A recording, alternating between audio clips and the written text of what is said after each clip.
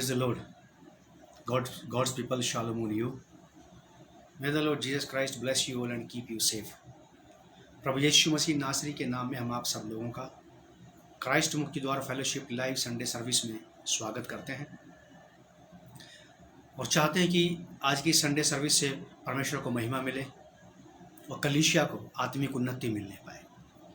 आइए, इससे पहले कि हम आज की आराधना सभा को शुरू करें, आज की सेवकाई को शुरू करें, आज की ऑनलाइन संडे सर्विस को शुरू करें, हम लोग प्रार्थना में जाएंगे। आदरणीय पिता, प्रभु यीशु के नाम से हम आपका धन्यवाद और आपकी तारीफ करते हैं आज के इस पुनरुत्थान के दिन की सभा के लिए। सप्ताह के पहले दिन आपने हमें मिलने का अवसर दिया। कलीसिया यहाँ पर जमा है और चाहते हैं कि आप कलीसिया के बीच में उपस्थित हो प्रभु, क्योंकि आपका वायदा है कि मैं जगत के अंत तक सदैव तुम्हारे साथ। धन्यवाद देते हैं कि आपने अपना बेशकीमती बहुमूल्य पवित्र आत्मा हमें दिया। पवित्र आत्मा जी, हम आपकी मदद चाहते हैं। कलीसिया को आपकी सहायता चाहिए प्रभु यीशु मसीह की महिमा करने के लिए, प्रभु यीशु मसीह की आराधना करने के लिए, और पवित्र आत्मा जी प्रभु यीशु मसीह के वचन से सही सटीक बात को समझने में आप हमारी मदद करें, सहायता करें। आप हमें समझाएं और पूरी ऑनलाइन संडे सर्विस को आप अपने कंट्रोल में रखें ताकि किसी भी प्रकार का कोई भी डिस्टर्बेंस ना होने पाए। प्रभु यीशु के नाम से पिता, हम चाहते हैं कि आज की सभा आपकी महिमा के लिए और कलीसिया की आत्मिक उन्नति के लिए होने पाए। यीशु मसीह नासरी के नाम से इस प्रार्थना को हम मांगते हैं, आमीन।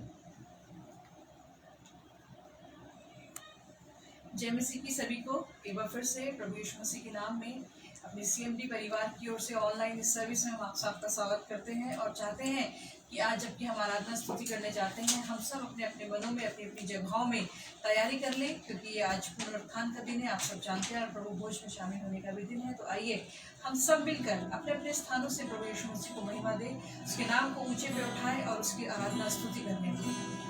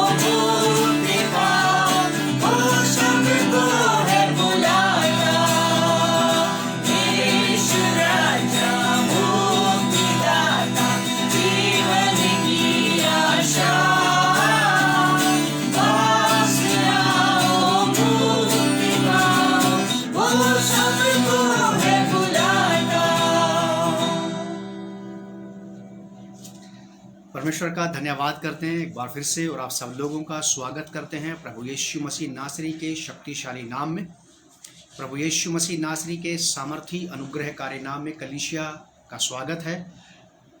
और जैसा कि गीत हमने गाया, यीशु राजा मुक्तिदाता जीवन की आशा। सचमुच प्रभु यीशु मसीह हमारे जीवन की आशा है, इस पृथ्वी पर के जीवन के लिए भी और स्वर्ग में के जीवन के लिए भी। जो कुछ कलीसिया को यहाँ के लिए चाहिए वो यहाँ पूर्ति करता है, और जो कुछ कलीसिया को स्वर्ग में चाहिए वो स्वर्ग में पूर्ति करता है। प्रभु यीशु मसीह एक बहुत ही बेहतरीन आपके और मेरे लिए एक ऐसा सहायक, ऐसा मददगार है जो आपकी और मेरी सारी आर्थिक आत्मिक आवश्यकताओं की पूर्ति करता है। प्रभु का धन्यवाद करते हैं। मैं कलीसिया को ये बता देना चाहता हूँ कि आज प्रभु भोज की रस्म भी अदा की जाएगी। प्रभु यीशु मसीह की यादगारी में हम लोग प्रभु भोज भी करेंगे। तो आप लोग अपने अपने घरों में अपनी अपनी तैयारी करके रखें, और मेरा विश्वास है कि आपने ऐसा कर लिया होगा। हमारा आज का थीम है, आज की बाइबल स्टडी को हम शुरू करते हैं। आज का हमारा संदेश है, थीम है मसीह का राज्य भाग 2, किंगडम ऑफ क्राइस्ट पार्ट 2। हमने इसका पहला भाग पिछली बार देखा था।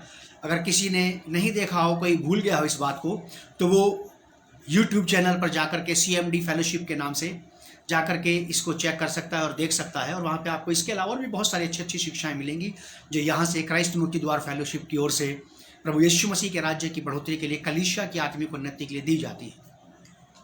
हमारा आज का थीम है, मैं फिर से दोहरा दूँ, मसीह का राज्य भाग 2, किंगडम ऑफ क्राइस्ट पार्ट 2। मेरे साथ निकालिए, इसका रीडिंग रेफरेंस है प्रेरितों के काम की किताब, उसका पहला अध्याय 6 पद से 8 पद तक। Book of Acts chapter 1 verse from 6 to 8। मैं पढ़ रहा हूं। यहां पे ऐसा लिखा है, अतः उन्होंने, यानी कि चेलों ने, शागिर्दों ने, डिसाइपल्स ऑफ क्राइस्ट ने, अतः उन्होंने इकट्ठे होकर उससे पूछा, हे प्रभु, क्या तू इसी समय इजराइल को राज्य फेर देगा? ये इजराइलियों की बात थी। प्रभु यीशु मसीह के अधिकतर शागिर्द यहूदी थे, इजराइल देश से संबंध रखते थे। तो इजराइलियों के मन में कहीं ना कहीं ये वाली बात थी कि इजराइल को उसका राज्य वापस मिलना चाहिए, क्योंकि उन दिनों में यीशु मसीह के जन्म से पहले और यीशु मसीह के जन्म के समय पे भी, जन्म के बाद भी, पूरा इजराइल रोम की गुलामी में था।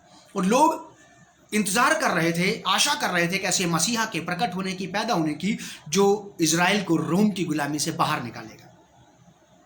तो शुरुआत से ये वाली बात चलती रही। लिखा क्या था, उन्होंने इकट्ठे होकर उससे पूछा, हे प्रभु, क्या तू इसी समय, अभी इजराइल को राज्य वापस फेर देगा? उसने उनसे कहा, उन समयों या कालों को जानना जिनको पिता ने अपने ही अधिकार में रखा है तुम्हारा काम नहीं है, परंतु जब पवित्र आत्मा तुम पर आएगा तब तुम सामर्थ्य पाओगे, और यरूशलेम और सारे यहूदिया और सामरिया और पृथ्वी की छोर तक मेरे गवाह होंगे। इजराइल को फिर से उसकी मेजॉरिटी में लेकर के आना, फिर से उसके राज्य में स्थापित कर देना, फिर से उसको उसकी परिपक्वता में लेकर के आना, ये इजराइलियों की एक बहुत जिज्ञासा थी, बड़ी लालसा थी, क्योंकि वो लंबे समय से इजराइलियों की रोमियों की गुलाम में थे, रोम के गुलाम में थे। और उससे पहले भी इसमें बहुत सारे देशों की गुलामी में वो रहे, और कई बार लड़ाइयाँ लड़ी, वहाँ से निकलते रहे, फिर गुलाम बन गए, फिर निकलते रहे, फिर बंधुआई में चले गए। बहुत समय तक यही चलता रहा। और प्रभु यीशु मसीह के आने से पहले तक भी लोग ऐसे मसीहा का इंतजार कर रहे थे जो इजराइल को उसकी गुलामी से बाहर निकालेगा, और इजराइल को गुलामी में से निकाल करके फिर से उसके अपने ओन किंगडम में, उसकी अपने राज्य में स्थापित करेगा, उसका अपना राज्य स्थापित कर देगा, और इजराइल एक नया राज्य हो जाएगा। बहुत सारे लोग इस बात का इंतजार कर रहे थे, जो लोग प्रभु यीशु मसीह के चेले थे। प्रभु यीशु मसीह के पृथ्वी पर के दिनों में जितने भी 12 के 12 चेले थे, उनके मनों में ये वाली बात थी, क्योंकि वो इजराइली थे और अपने देश का भला चाहते थे, अपने देश की खुशहाली बहाली चाहते थे, अपने देश की आज़ादी चाहते थे। प्रभु यीशु मसीह इस संसार में आए, सारा इजराइल समुदाय मसीहा के आने का इंतजार कर रहा था, मसीहा के प्रकट होने का इंतजार कर रहा था, अपने तरीके से, अपनी विचारधारा से। परमेश्वर ने मसीहा को भेजा अपने विचारधारा से, अपने तरीके से, अपने सिद्धांतिक तौर तरीकों के मुताबिक। ये इसीलिए ये वाली बात थी। मेरे साथ देखिए, आप, ऐसा लिखा है बाइबल में, इसके 6 पद में, अतः उन्होंने इकट्ठे होकर उनसे पूछा, हे प्रभु, क्या तू इसी समय इजराइल को राज्य फेर देगा? इजराइल के राज्य के लिए उनके मन में बहुत बड़ी महत्वाकांक्षा थी, और दिल से चाहते थे वो कि इजराइल को उसका राज्य वापस मिलना चाहिए। प्रभु यीशु मसीह का इंतजार कर रहे थे वो लोग, मसीहा का, कि वो आएगा और उनका राज्य वापस फेर देगा। लेकिन प्रभु यीशु मसीह इस राज्य की बात पहले से कर रहे थे। इजराइल का राज्य पद 6 में हमने देखा, मेरे साथ देखिए, मसीह का राज्य। मत्ती की किताब उसका 3 अध्याय 2 पद, book of Matthew chapter 3 verse 2। यूहन्ना बपतिस्मा देने वाला जॉन द बैप्टिस्ट प्रचार कर रहा है, कह रहा है कि मन फिराओ क्योंकि स्वर्ग का राज्य निकट आ गया है। लोग इजराइल के राज्य की बात जो रहे थे और प्रभु यीशु मसीह उन्हें परमेश्वर के स्वर्गीय राज्य की बात बता रहा था। यहां पे परमेश्वर चाहता था कि लोग उस राज्य का इंतजार करना शुरू करें, उस राज्य की बात जो है, जो अनंतकालीन राज्य है। क्योंकि इस पृथ्वी पर से इजराइल का राज्य अगर आ भी जाएगा तो फिर भी एक दिन मिटेगा जरूर। परमेश्वर इस बात को जरूर जानता था। तो परमेश्वर का प्रयास ये था, परमेश्वर की तैयारी ये थी कि उसने जब लोगों को भेजा तो इस उद्देश्य से भेजा कि वो लोगों को ये बात समझाना शुरू करे कि वो यहाँ के राज्य से मन हटा करके परमेश्वर के राज्य में मन लगाना शुरू कर दें। क्योंकि परमेश्वर ही का राज्य एक ऐसा राज्य है, उसको कोई कभी गुलाम नहीं बना सकता। परमेश्वर ही का राज्य एक ऐसा राज्य है जो कभी टल नहीं सकता, जो कभी मिटाया नहीं जाएगा। परमेश्वर के राज्य को गिरा करके दुनिया की कोई भी शक्ति अपना राज्य स्थापित नहीं कर सकती है। इसीलिए परमेश्वर की मनसा यह थी कि लोग परमेश्वर के सच्चे राज्य के खोजी हो जाएं, जो इस पृथ्वी पर का नहीं लेकिन चिरस्थायी अनंतकालीन सर्वदाकाल का राज्य है। तो जॉन द बैप्टिस्ट को भेजा गया, लिखा कि मन फिराओ क्योंकि स्वर्ग का राज्य निकट आ गया है। और बाइबल ऐसा बताती है कि स्वर्ग का राज्य प्रभु यीशु मसीह ही है। प्रभु यीशु मसीह परमेश्वर का राज्य है और प्रभु यीशु मसीह की जो बातें थी वो परमेश्वर के राज्य के नियम, कायदे, कानून और सिद्धांत थे। सरमन ऑन द माउंट, जिसको आप और मैं जानते हैं, पहाड़ी उपदेश के अनुसार प्रभु यीशु मसीह की सारी शिक्षा एक ऐसे राज्य की शिक्षा थी, एक ऐसे राज्य में जीने के लिए आपको और मुझे यहीं इसी पृथ्वी पर ट्रेंड किया जा रहा है। हमें इसी पृथ्वी पर तैयार किया जा रहा है उस राज्य में जीने के लिए कि हमें कैसे जीना है। वहां यहीं से हमारी शुरुआत होती है। मेरे साथ देखिए आप 4 अध्याय 17 पद, मत्ती रचित सुसमाचार उसका 4 अध्याय 17 पद में ऐसा लिखा है, उस समय से यीशु ने प्रचार करना और यह कहना आरंभ किया, मन फिराओ, फिर से मन फिराओ पापों से, संसार की तमाम बातों से, संसार की सारी लालसाओं से, संसार की तमाम उन उलझनों से जो आपको और मुझे परमेश्वर से अलग कर सकती हैं या अलग करने की क्षमता रखती हैं। उनसे मन फिरा लेना, उनसे पीछे हट जाना, उनको छोड़ देना, उनसे अलग हो जाना और परमेश्वर के राज्य की सीधाई में चलना, परमेश्वर के राज्य की सीध में चलते चले जाना। यूहन्ना बपतिस्मा देने वाले ने 3 अध्याय के 2 पद में ये बात कही। उसके बाद उनको पकड़ लिया गया, जेल खाने में डाल दिया गया। ये समाचार प्रभु यीशु मसीह के पास पहुंचा। प्रभु यीशु मसीह जगह को छोड़ के दूसरी जगह पे गए और वहां जाकर के प्रभु यीशु मसीह ने, जब यूहन्ना बपतिस्मा दाता पकड़वा दिया गया तो उसके तुरंत बाद प्रभु यीशु मसीह ने प्रचार करने की बागडोर को संभाल लिया। मैं आपको यह बताना चाहता हूं कि परमेश्वर का राज्य प्रभु यीशु मसीह है और प्रभु यीशु मसीह की जो वचन है, प्रभु यीशु मसीह की जो शिक्षा है, वो परमेश्वर के राज्य के नियम, कायदे, कानून, सिद्धांत है। हम प्रेरितों के काम में ये पढ़कर के आए 1 अध्याय के 6 पद में, चेलों की दुविधा ये थी जब प्रभु यीशु मसीह जी उठे थे, क्या तू इजराइल को राज्य अभी फेर देगा? वो चाह रहे थे कि इजराइल जो अपने इस लौकिक राज्य में आ जाए, अभी दिखाई देने वाले राज्य में, कि नजरों से दिखाई दे ऐसा राज्य इजराइल का स्थापित हो जाए कि हाँ, इजराइल राज्य में आ गया है, इजराइल गठित हो गया है और इजराइल राज्य कर रहा है। लेकिन प्रभु यीशु मसीह ने कहा, उस समय से यीशु ने प्रचार करना और यह कहना आरंभ किया, मन फिराओ अपने पापों से और संसार की बातों से, क्योंकि स्वर्ग का राज्य, परमेश्वर का राज्य तुम्हारे बीच में आ गया है। परमेश्वर का राज्य तुम्हारे बीच में आया है। लूका रचित सुसमाचार 17 अध्याय, लूका रचित सुसमाचार 17 अध्याय के 20 और 21 पद में ऐसा लिखा है, प्रभु यीशु मसीह से कुछ शास्त्री फरीसियों ने, कुछ यहूदियों ने, कुछ ज्ञानवान विद्वान लोगों ने आकर के परमेश्वर के राज्य के विषय में डिस्कस किया। तो प्रभु यीशु मसीह ने उनसे कहा कि परमेश्वर का राज्य दृश्य रूप में कभी नहीं आता। ये लोग प्रेरितों के काम की किताब 1 अध्याय के 6 पद के मुताबिक इजराइल के राज्य को दृश्य रूप में देखना चाहते थे कि इजराइल का राज्य आ गया है, इजराइल अलग से एक राज्य, एक देश, एक किंगडम बन गया है। अब उस पर किसी का अधिकार नहीं है, वो किसी की गुलामी में नहीं है। चेले इस दृष्टिकोण से, इस भाव में देखना चाहते थे इजराइल के राज्य को। वो यीशु मसीह के साथ 3.5 साल तक रहे। प्रभु यीशु मसीह को परमेश्वर के राज्य की बातें बताते रहे, परमेश्वर से मिला दिया प्रभु यीशु मसीह ने। प्रभु यीशु मसीह ने बहुत ही अद्भुत आश्चर्य कर्म किए कि उन लोगों को यह बात समझ में आ जाना चाहिए थी कि यीशु मसीह क्या है, the Lord Jesus Christ is the real kingdom of God. जहां प्रभु यीशु मसीह वहीं परमेश्वर का राज्य है, और जहां यीशु मसीह नहीं है वहां परमेश्वर का राज्य नहीं है। और प्रभु यीशु मसीह की सारी शिक्षा, सारी बातें, सारी शिक्षाएं, सारी सलाहें, सारी बातें परमेश्वर के राज्य के नियम, कायदे, कानून हैं। जिस प्रकार से मनुष्य को जीना, चलना, खाना, पीना, ओढ़ना, पहनना चाहिए, किस प्रकार से उसको अपने रोजमर्रा के जीवन में जीना, चलना चाहिए, ये परमेश्वर के राज्य के नियम, कायदे, कानून है, प्रभु यीशु मसीह की बातें, जिसे आप और मैं पहाड़ी उपदेश के रूप में जानते हैं, पहाड़ी उपदेश के तौर पर जानते हैं। पूरी दुनिया इसे सरमन ऑन द माउंट के नाम से जानती है। तो मैं आपको ये बात बता देना चाहता हूं कि परमेश्वर का राज्य, प्रभु यीशु मसीह जब इस पृथ्वी पर आए तो उनके मन में परमेश्वर के राज्य की स्थापना का भाव था। उनके दिमाग में, उनके आत्मा में, उनके ख्याल में, उनके कामों में, उनकी बातों में, उनके शब्दों में परमेश्वर के राज्य को ही स्थापित करने की एक बात थी, और दूसरा राज्य स्थापित ही नहीं करना था। लेकिन प्रभु यीशु मसीह अपने पूरे सेंस में थे जब वो ये वाली बात कर रहे थे। नोट करने वाली बात, आप इसको नोट कर लें। प्रेरितों के काम की किताब पहला अध्याय 6 पद, 6 से 8 जो हमारा थीम है आज का, उसमें लिखा है कि अतः उन्होंने, चेलों ने, प्रभु यीशु मसीह मरे, दफन हुए, तीसरे दिन मुर्दों में से जी उठे। प्रेरितों के काम की किताब पहला अध्याय 3 पद लिखा है, उसने, यानी कि प्रभु यीशु मसीह ने, उसने दुख उठाने के बाद, यहां साफ शब्दों में लिखा है, उसने यानी कि खुदाबंद यीशु मसीह ने दुख उठाने के बाद बहुत से पक्के प्रमाणों से अपने आप को उन्हें जीवित दिखाया, चेलों को जीवित दिखाया। यह है परमेश्वर का राज्य। ना मर सकता है, ना खत्म हो सकता है, ना नष्ट हो सकता है, ना गुलाम हो सकता है, ना बांधा जा सकता है।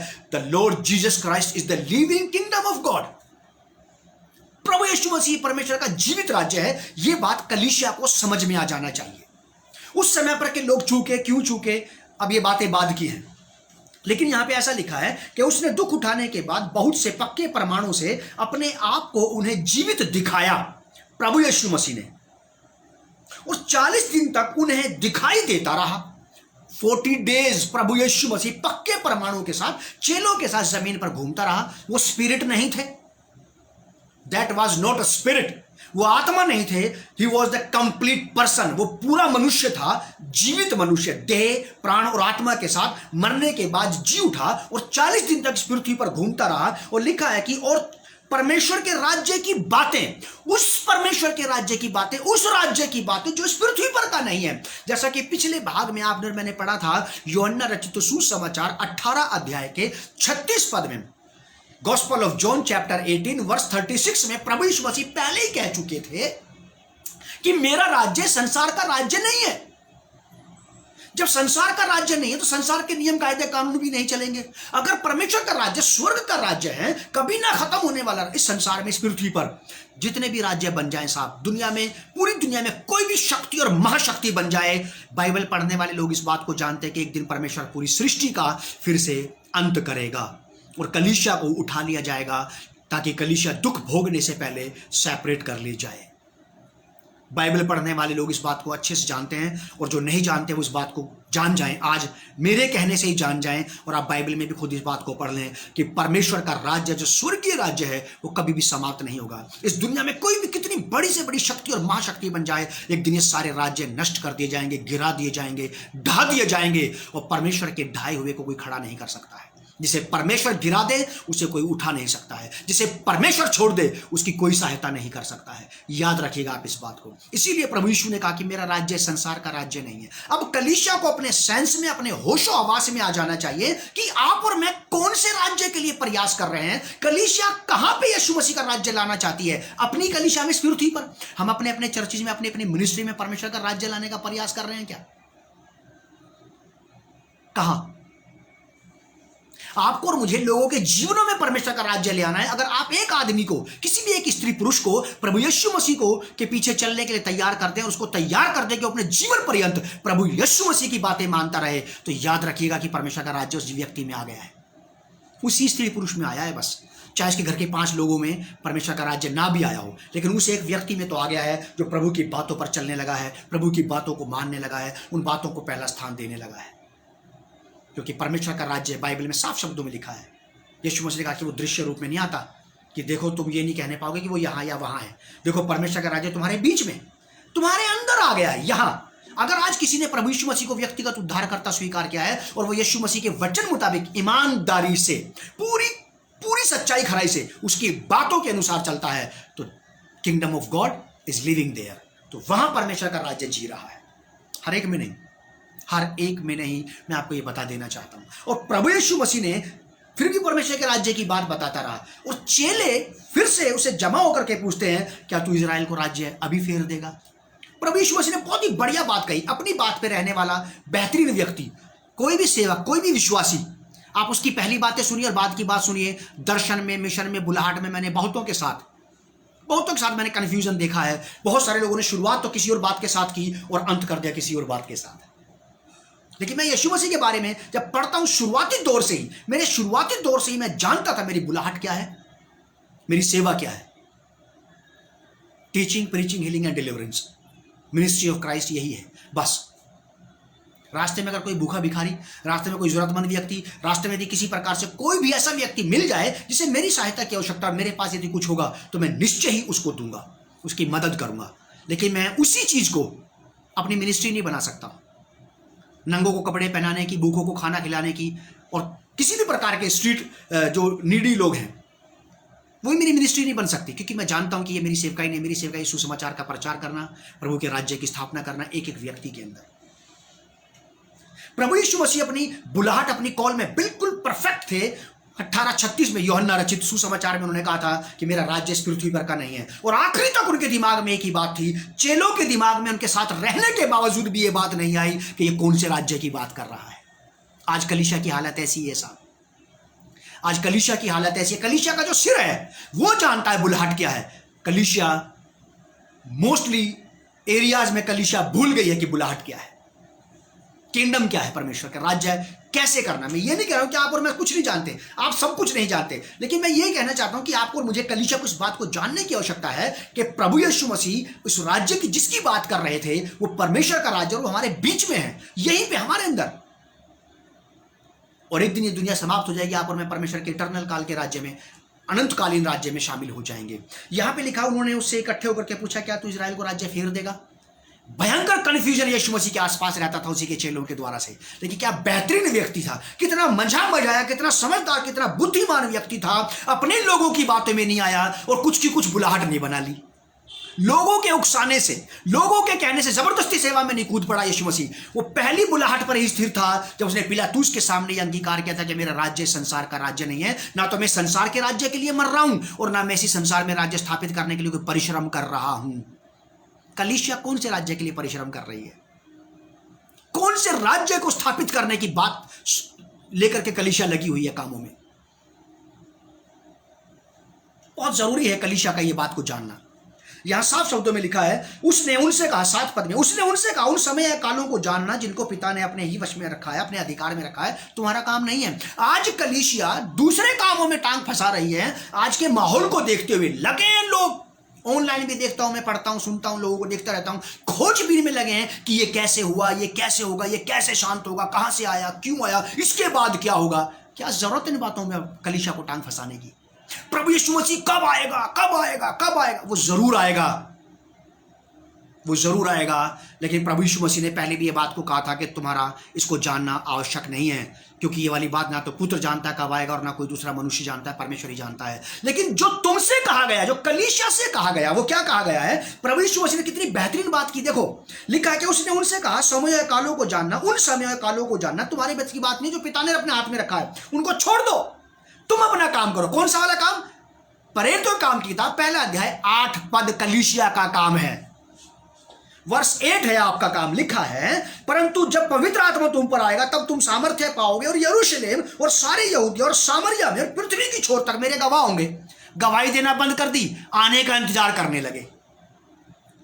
अब इसकी खोजबीन में लग गए, इन बातों की भविष्यवाणी में लग गए। कोई नया प्रकाशन नहीं आ रहा, कोई नया रेवलेशन नहीं आ रहा, कोई नई बात नहीं आ रही। आखिर कब आएगा यीशु मसीह? छोड़ दो इन बातों को, वो जरूर आएगा। क्या आप सुसमाचार का प्रचार कर रहे हैं? चेले इंतजार कर रहे थे कि वो इजराइल को राज्य फेर दे, इजराइल को उसकी पुनः स्थापन में ले आए। यीशु मसीह ने बोला, इस बातों को छोड़ दो, इन बातों में कुछ नहीं रखा, तुम जाके सुसमाचार का प्रचार करो। मत्ती 28 अध्याय के 16 पद से 20 पद में ही तो लिखा है। Matthew chapter 28 verse from 16 to 20 में यही तो लिखा है कि सारे जगत में जाके सुसमाचार का प्रचार करो, सब जाति के लोगों को चेला बनाओ और उन्हें पिता पुत्र पवित्र आत्मा के नाम में बपतिस्मा दो, और मेरी बातें जो मैंने तुम्हें सिखाई हैं वो आज्ञाएं उनको मानना सिखाओ। ये है कलीसिया का काम। कलीसिया बेफिजूल की बातों में उलझ गई, बहुत सारी बातों में उलझ गई। आप विश्वास करिए, मुझे इस बात का पता है, बाइबल का मुझे बहुत अच्छे से नॉलेज परमेश्वर की आत्मा ने दिया है। मैं जानता हूं कि यीशु मसीह एक दिन जरूर आएगा, लेकिन मैं उसी की धुन में बैठा तो नहीं रह सकता हूं ना। मैं उसकी तैयारी में रहता हूं, चलते फिरते उठते बैठते खाते पीते, पता नहीं कौन से मोड़ पे यीशु मसीह मिल जाए मुझे। मेरे सुसमाचार प्रचार करते हैं, मेरे किसी को विजिट करते समय मैं हर वक्त तैयार रहता हूं, लेकिन सुसमाचार का प्रचार भी करता हूं, गवाही देता हूं, कलीसिया को बढ़ाने में लगा रहता हूं। मैं बैठ नहीं गया हूं इस लॉकडाउन के सीजन में। यहां पे लॉकडाउन की वजह से हम लोग घरों में हैं, वरना परमेश्वर जानता अगर लॉकडाउन में नहीं होता और हमें बाहर निकलने की इजाजत होती तो मैं आज भी सुसमाचार प्रचार करता ही घूम रहा होता, क्योंकि यही मेरी बुलाहट है। जो नए भेद मेरे ऊपर प्रकट नहीं हो रहे, मैं नए भेदों को पाने की बिल्कुल कोशिश नहीं कर रहा हूं, क्योंकि मैं जानता हूं जो मेरा काम नहीं है। व्यवस्था विवरण 29 अध्याय के 29 पद में, डिटरनमी चैप्टर 29 वर्स 29 में ऐसा लिखा है, जो बातें परमेश्वर ने जो भेद प्रकट कर दिए हैं वो सदा के लिए हमारे और हमारे वंश के हाथ में है, और जो नहीं प्रकट किया वो परमेश्वर के ही हाथ में है। जो परमेश्वर ने समय के हिसाब से रख रखा है वो कब प्रकट करेगा, वो तभी प्रकट करेगा। जो उसने आपको कहा है आप वो करिए ना। जाओ सारे जगत में जाके सुसमाचार का प्रचार करो। कलीसिया ने प्रचार करना तो बंद कर दिया। यीशु मसीह कब आएंगे? अब सारे विद्वान, सारे ज्ञानी, सारे प्रॉफिट बस इसी बात में लग गए। उसके आने का समय आ गया साहब, उसके आने का समय आ गया। ये बात मैं बहुत सालों से सुनता आ रहा हूं, और मैंने देखा है कि इस बात में बहुत सारे लोग बिगड़ गए, शांत बैठ गए, चुपचाप बैठ गए, काम धंधे बंद कर दिए, रोजगार बंद कर दिए। थिस्सलुनीकियों की पत्री के लोग, थिस्सलुनीकियों की पत्री में ऐसा लिखा है कि लोगों ने काम धंधा चौपट करते थे, बैठ गए थे कि प्रभु आने वाला है, प्रभु आने वाला, ब्याह शादी करने की जरूरत नहीं, बच्चे पैदा करने की जरूरत नहीं, घर बनाने की जरूरत नहीं है, कुछ करने की जरूरत नहीं है, प्रभु आने वाला है।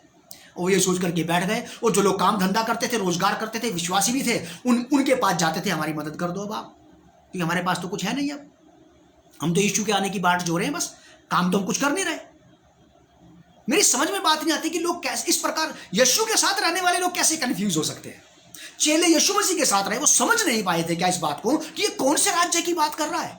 प्रभु यीशु मसीह पिलातूस से कहता, स्पष्ट शब्दों में कहता, मेरा राज्य संसार का नहीं है, मैं यहां के संसार के राज्य को स्थापित करने के लिए कोई परिश्रम नहीं करता हूं।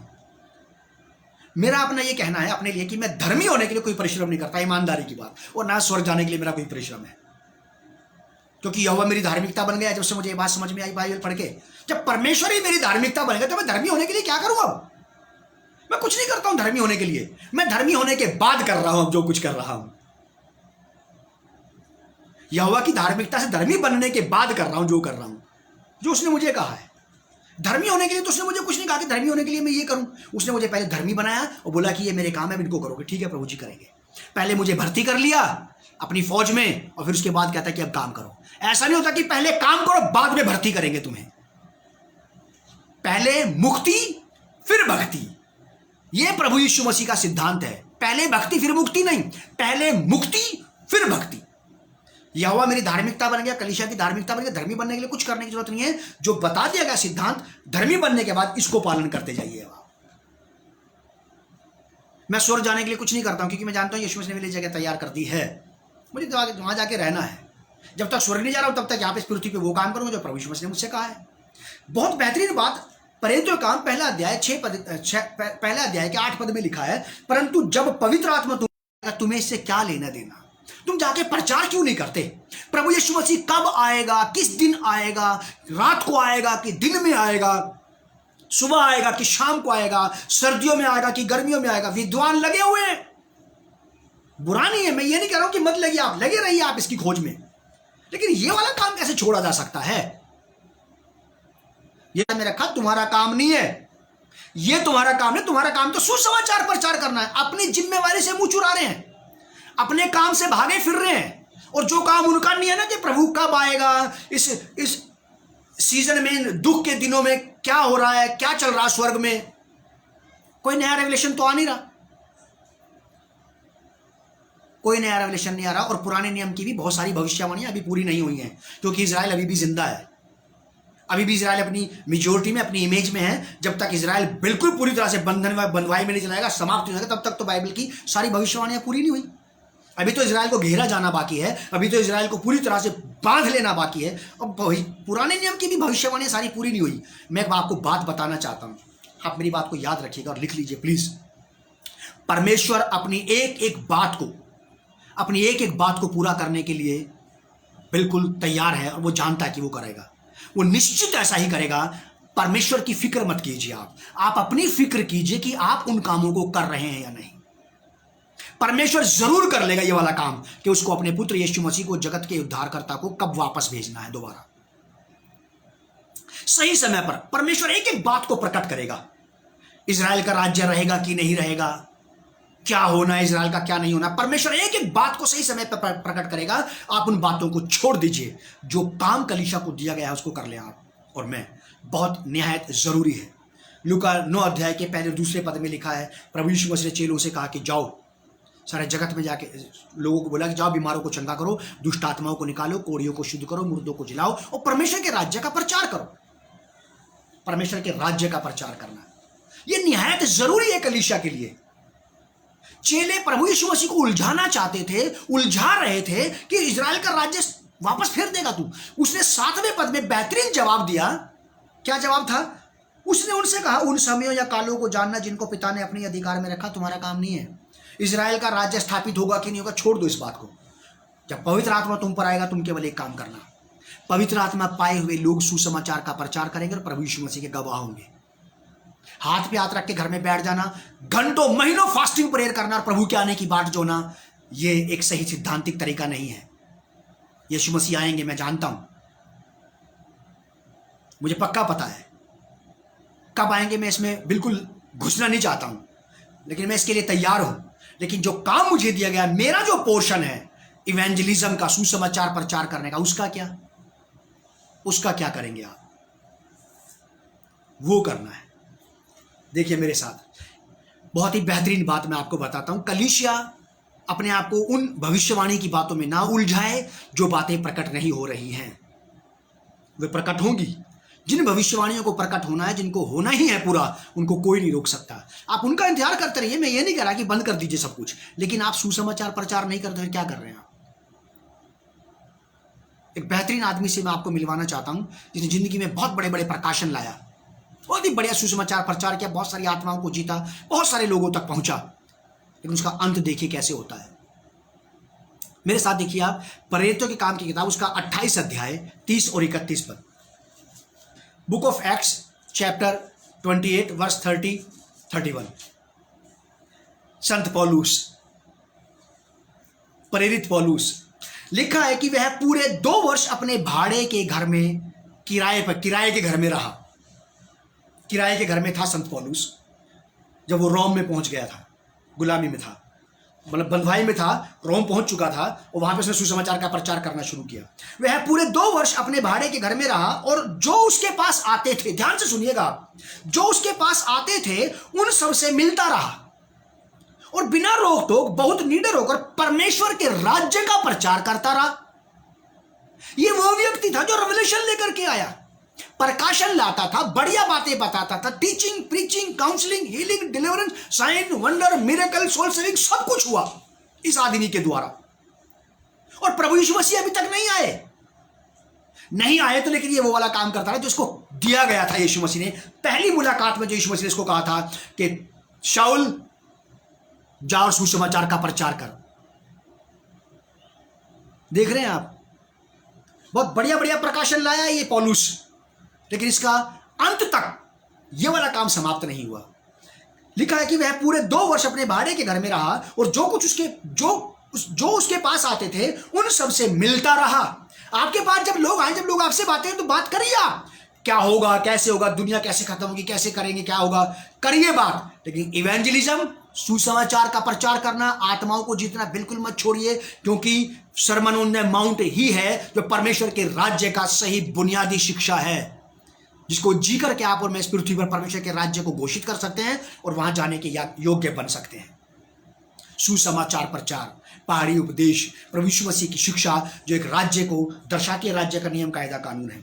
लिखा है कि और जो उसके पास आते थे उन सबसे मिलता रहा और बिना रोक टोक बहुत निडर होकर परमेश्वर के राज्य का प्रचार करता रहा और प्रभु यीशु मसीह की बातें सिखाता रहा। ये नहीं सिखाता रहा कि बैठ जाओ आने वाला है, छोड़ दो, सब कुछ ठप कर दो। क्या पौलुस को नहीं पता था कि वो आने वाला है? फिर भी ये सुसमाचार के लिए मारा मारा फिरा, नदियों में, नालों में, समुद्रों के किनारों पे, जंगलों में, पहाड़ियों में, तराइयों में पहुंचता रहा सुसमाचार प्रचार करने के लिए। इसे भी तो पता था कि वो आने वाला है, इसे भी तो पता था कि वो आने वाला है। बैठ जाता चुपचाप और चेलों को यही सिखाता रहता। पर मैं तुम्हें भेद की बात बताता हूं, मैं एक नया प्रकाशन, एक नया रेवलेशन लाया हूं। सुनो मेरी बात।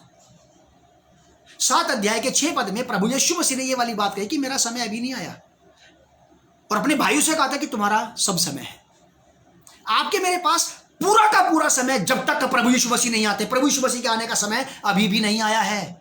प्रभु यीशु मसीह के आने का समय अभी भी नहीं आया है।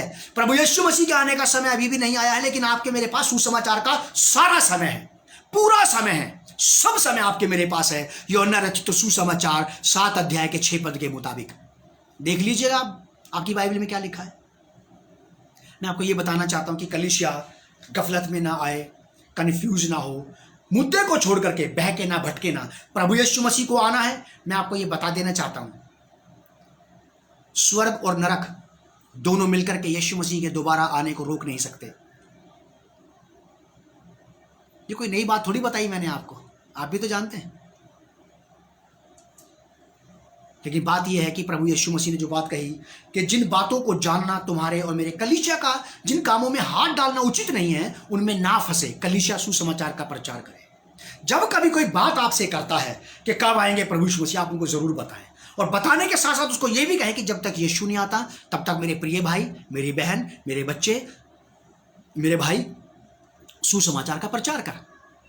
जा सुसमाचार का प्रचार कर जब तक यीशु मसीह नहीं आते। उसके आने की बाट जोता रहे और प्रचार करता है। प्रभु आप लोग को बहुत आशीष दे। ये बात परमेश्वर की आत्मा ने मुझ तक पहुंचाई, मैंने आप तक भी पहुंचा दी कि अगर यीशु मसीह नहीं आ रहे हैं तो हम चुपचाप नहीं बैठ सकते। वो यीशु मसीह के आने का काम है, वो अपने आप आ जाएंगे जब आएंगे। लेकिन सुसमाचार प्रचार ये तो यीशु मसीह का काम नहीं, ये तो आपको मुझे दे दिया गया। कलीसिया करेगी इस काम को। परमेश्वर अपना काम कर लेगा, आप अपना काम कीजिए। भेदों और सवालों के पीछे ना बहकें, भेदों और सवालों के पीछे ना भागें। परमेश्वर हर एक भेद का प्रकट करने वाला, हर एक सवाल का सही समय पे उत्तर देने वाला परमेश्वर है। वो सब कुछ प्रकट करता है और सब कुछ प्रकट करेगा। ये उसका अपना काम है। आप अपना काम करते रहें। प्रभु आपको बहुत आशीष दे। इससे पहले कि हम सभा को समाप्त करें, आज प्रभु भोज का भी दिन है। जो लोग मेरे साथ यहाँ पर उपस्थित हैं वो अपने अपने घर में मेज तैयार करके रखें ताकि हम इस मेज में शामिल हो सकें। मेरे साथ निकालें आप लूका रचित सुसमाचार उसका 22 अध्याय, gospel according to Luke chapter 22 verse 14 to 20। लिखा है, जब घड़ी आ पहुंची तो वह प्रेरितों के साथ भोजन करने बैठा और उसने उनसे कहा, मुझे बड़ी लालसा थी कि दुख भोगने से पहले यह फसह तुम्हारे साथ खाऊं, क्योंकि मैं तुमसे कहता हूं कि जब तक वह परमेश्वर के राज्य में पूरा ना हो तब तक मैं उसे कभी ना खाऊंगा। तब उसने कटोरा लेकर धन्यवाद किया और कहा, इसको लो और आपस में बांट लो, क्योंकि मैं तुमसे कहता हूं कि जब तक परमेश्वर का राज्य ना आए तब तक मैं दाख का रस अब से कभी ना पीऊंगा। फिर उसने रोटी ली और धन्यवाद करके तोड़ी और उनको यह कहते हुए दी, यह मेरी देह है जो तुम्हारे लिए दी जाती है, मेरे सिमरण के लिए यही किया करो। इसी रीति से उसने भोजन के बाद कटोरा भी यह कहते हुए दिया, यह कटोरा मेरे उस लहू में जो तुम्हारे लिए बहाया जाता है नई वाचा है। पवित्र पिता, प्रभु यीशु के नाम से हम आपका धन्यवाद करते हैं इस मेज के लिए जो आपने हमारे लिए लगाई। इस मेज में शामिल होने का अनुग्रह प्रदान करें कि प्रभु यीशु मसीह के द्वारा हम इस मेज में शामिल हों। और जब प्रभु यीशु मसीह की देह और प्रभु यीशु मसीह के लहू को हम अपने देह और लहू में लेते हैं तो पवित्र आत्मा हमारी सहायता करें कि प्रभु यीशु मसीह हम में अंश अंश करके बदलता चला जाए और हम प्रभु यीशु मसीह में परिवर्तित होते चले जाएं। हम में से हमारा मैं समाप्त हो जाए, प्रभु यीशु मसीह हमें बन जाए और हम में से शारीरिक और सांसारिक तमाम जमा घटा गुणा भाग सोच विचार भावनाएं सब समाप्त हो जाए और स्वर्गीय राज्य हमारे अंदर प्रभु यीशु मसीह के साथ साथ जड़ पकड़ता जाए। प्रभु यीशु के नाम से इस प्रार्थना को हम मांगते हैं, आमीन। ये मेज आपके पास पहुंचाई जा रही है, आप इसे ले लें अपने अपने घरों में। आप लोग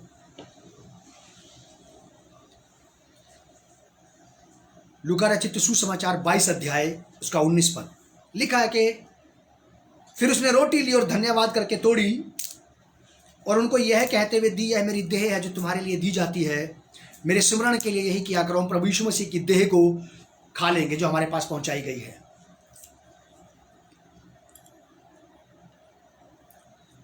इसी रीति से उसने भोजन के बाद कटोरा भी यह कहते हुए दिया, यह कटोरा मेरे उस लहू में जो तुम्हारे लिए बहाया जाता है नई वाचा है। हम प्रभु यीशु मसीह के इस कटोरे को पी लेंगे जो हमारे पास पहुंचाया गया है।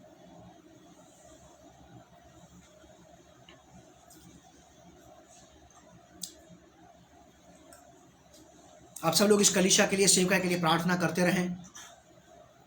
आप में से जिस भी लोगों के पास प्रार्थना कोई विषय तो आप हमारे पास प्रार्थना के विषय भेज सकते हैं। हमारे प्रेयर ऑनलाइन नंबर है 9897179465। हमारा दूसरा नंबर है 7302179465। और आप लोग इस कलीसिया के लिए, सेवकाई के लिए लगातार प्रार्थना करते रहें कि प्रभु इस कलीसिया सेवकाई को आशीष दे ताकि लोगों को आशीष मिलती रहे।